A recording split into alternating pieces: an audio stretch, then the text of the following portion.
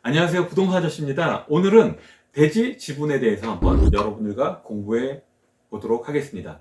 그러면 오늘은요, 대지 지분이 뭔지, 뭘 대지 지분이라고 하는지, 그 대지 지분에 대한 정의와, 그리고 대지 지분이 왜 중요한지, 이 대지 지분의 중요성에 대해서 여러분들과 한번 중점적으로 공부를 해 보도록 하겠습니다. 공동주택, 그러니까 우리가 흔히 말하는 뭐 아파트라든가 다세대, 뭐 연립주택 등 하나의 필지 또는 여러 필지 위에 여러 세대의 집을 짓는 경우가 있습니다. 그래서 전체 대지를 지분 형식으로 공유할 수밖에 없습니다. 소유권을요. 공동주택이 지어진 대지의 전체 면적을 세대수로 나누어 등기사항 증명서, 그러니까 등기부 등본에 면적의 비율을 기재하게 되는데 이를 대지 지분이라고 합니다. 말이 좀 어렵죠. 쉽게 다시 설명드리면 대지 지분이란 공동주택 전체 대지 면적 중에서 각 세대가 소유하고 있는 땅의 면적을 비율로 나타낸 것입니다. 여러분 여기 옆에 그림을 한번 보실까요? 이게 이제 빌라 등기부 등본인데요. 이 빌라는요 2층부터 4층까지 이렇게 있고 여기 보시면은 한 층이 한 집씩 있어요. 근데 한 층의 면적이 70제곱미터로 동일해요. 그러니까 1층은 지금 주차장이고요. 2층, 3층, 4층, 5층은 전용 면적 70제곱미터로 동일한 평수로 4세대가 4가구가 지어진 집인데요.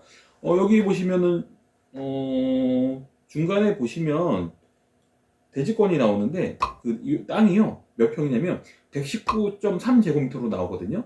이거는 한 36평 정도 되는데요. 여기가 지금 보시면은 집이 4집 다 70제곱미터로 전용 면적이 동일하잖아요. 그래서 그냥 대지 지분을 나누기 4 했어요. 그래서 여기 맨 밑에 보시면 밑에 박스 보시면요. 대지권의 면적 소유권 대지권 해가지고 보시면 29.825제곱미터 이렇게 나와 있거든요. 그러니까 36평을 나누기 4 해가지고 한 9평씩 이렇게 대지 지분을 나눠 가진 케이스입니다. 참고로 세대별 대지권 비율을 정할 때는요, 전체 대지 면적을 일괄적으로 전체 세대로 나누어 비율을 배분하기도 하지만 이렇게 하는 경우는 좀 드물어요. 왜냐면 그 집마다 전용 면적이 좀 다를 수가 있잖아요. 뭐 100일로는 뭐 전용 면적 20평인데 뭐 200일로는 뭐 19평이 될 수도 있고 이렇게 약간 차이가 있을 수 있기 때문에 이렇게 일괄적으로 그 세대수로 나누기보다는 전체 세대의 건물 면적을 합해 가지고요. 건물 면적에 비례해서 대지권을 배분하는 경우가 많습니다. 즉 대지 지분은요. 공동주택 구분 소유자들 사이에 특별한 합의나 규약이 없다면 각 전유 면적에 비례해서 비율로 정해지는 것이 일반적입니다. 예를 들어볼까요? 땅이 100평짜리 땅에 100평짜리 땅에 101호, 201호, 301호 이렇게 3개의 집을 지었어요. 빌라를. 근데요. 평수를 어떻게 했냐면 101호는 1층은 40평, 그다음에 201호, 2층은 40평, 301호, 3층은 20평 이렇게 지었어요. 그러니까 40, 40, 20평으로 이렇게 지면 총 건물의 평수는 100평이잖아요. 그럼 이때 대지권을 나눌 때도요. 건물 면적에 비례해 가지고 땅을 나누니까 4대 4대 2 이렇게 나누게 되거든요. 그래서 즉 101호는 40평, 201호도 40평, 마지막 301호는 20평 이렇게 건물 전용 면적에 비례해서 대지권도 나눠 갖는 게 일반적인 케이스입니다.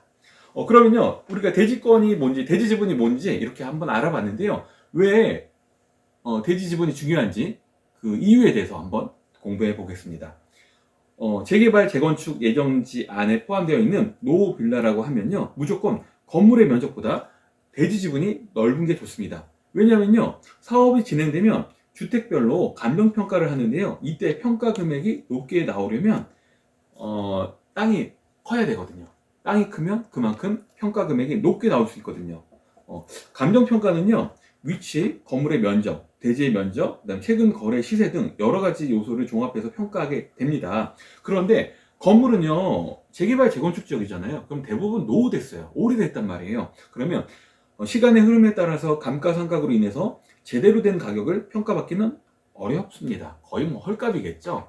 그런데 땅은, 토지는 다릅니다. 건물은 어차피 헐고 이제 새로 뭐 아파트라든가 이런 공동주택을 지을 목적이기 때문에 없어질 것이에요. 그런데 중요한 건 아파트를 새로 지으려면 제일 중요한 게 땅이 있어야 되잖아요. 그래서 넓은 땅이 필요하므로 감정평가에서는 땅의 가치가 굉장히 중요합니다. 건물보다는 땅의 가치가 더 중요하겠죠. 그래서 대지 지분이 많다, 대지 지분이 크다, 땅을 많이 가지고 있을수록 그만큼 자신의 평가 금액이 더 높게 평가될 수 있기 때문에 훨씬 더 유리하다는 걸 쉽게 알 수 있습니다. 만약 그런데 이와는 반대로 만약 개발 계획이 없는 지역에 위치한 그 빌라라고 하면요, 대지 지분보다는 이제 건물의 크기가 더 중요하겠죠. 왜냐하면 이게 당장 뭐 헐고 여기를 개발할 게 아니기 때문에 그런 개발 가치보다는 현재 실거주 가치가 더 중요할 수 있거든요. 그러면 땅이 넓은 것보다는, 땅이 넓고 건물도 넓으면 좋지만 반대로 땅은 넓은데 건물이 좁다, 이건 좀 불편하잖아요. 그러니까 이럴 때 개발 지역이 아닌 지역에서는 땅이 대지 지분이 좀 작더라도 반대로 건물의 평수, 실제로 사용하는 그 건물의 내부 지평수가 넓은 게 더 유리하겠죠. 그래서 이 대지 지분이 물론 중요한데요, 이 대지 지분은 이 빌라가, 이 주택이, 이 건물이 위치해 있는 지역이 개발 지역이냐 아니냐에 따라서 약간의 차이, 선호도가 생길 수 있습니다. 그래서 그냥 간단하게 한번 정리를 해보면, 개발 계획이 없는 곳에 뭐 10년 이내에 뭐 신축급 빌라다, 뭐 새 빌라다, 그러면 대지 면적보다는 건물 면적이 중요하고요. 반대로 개발 계획이 있고요, 그 다음에 뭐 한 15년에서 20년 이상 된 뭐 노후된 빌라다, 그러면 건물 면적보다는 대지 지분이 중요하다. 이렇게 좀 기억하고 계시면 좋을 것 같습니다. 한 가지 뭐 팁으로요, 이 개발 지역에서, 뭐 재개발 재건축 지역에서 이제 투자자 분들 중에서 이런 분들이 있어요. 어떤 분들이 있냐면 집을 안 보고 계약을 하시는 분들이 있어요. 이해가 안 되시죠? 근데 이분들은 집을 안 보고 계약을 할 수 있는 게 투자금 얼마, 그다음에 뭐 전세 얼마 들어있다, 그다음에 위치가 어디다, 요 정도만 그냥 듣고 계약을 하시는 거예요. 왜냐면 어차피 헐고 없어질 집이고 자기 투자 목적으로 산 거기 때문에. 그다음에 또 매매가 대비 전세가가 얼마 들어있다, 이렇게 전세금을 알게 되면 이 집이 어느 정도 컨디션이겠구나, 대충 감을 잡으시는 경우가 많거든요. 그래서 굳이 집을 안 보시고 내부까지 안 보시고 그냥 지도만 보시고 계약을 하시는 경우가 종종 있고, 계약서 작성하시고 그냥 가는 길에 저기가 저 집이구나, 그렇게 하시는 분들도 있거든요. 근데요, 여러분들 아무리 재개발 재건축 오래된 노후된 빌라에 투자를 하신다 하더라도요, 꼭 집은 한번 보세요. 그러니까 여기서 근데요, 집을 뭐 구석구석 내부를 막 살펴보고, 물론 이런 의미도 있지만요, 좀 이 집을 보라는 의미는 좀 넓은 의미거든요. 뭐냐면 이 재개발 재건축이다 보니까 내가 실거주 목적보다는 세를 놓을 거거든요. 근데 세를 주면요, 임차인들한테 전화 오는 게 별로 달갑지 않아요, 임대인 입장에서는. 왜냐면 아쉬운 소리를 하기 위해서 임대인들한테 전화를 하는 경우가 많거든요. 특히 뭐가 고장 나거나 불편했을 때. 그러면 이게 곧 헐고 부시고 개발을 할 집이기 때문에 임대인 입장에서는 큰 돈을 들이기 싫거든요. 수리비를 들이기 싫은데 전화가 온단 말이에요. 근데 이 전화 중에서도 가장 두려운 전화가 뭐냐면요, 누수, 방수, 물 새는 거. 이것 때문에 그 임차인들한테 전화가 오는 게 제일 큰 스트레스거든요. 왜냐면요, 일단 비용이 많이 들어가요.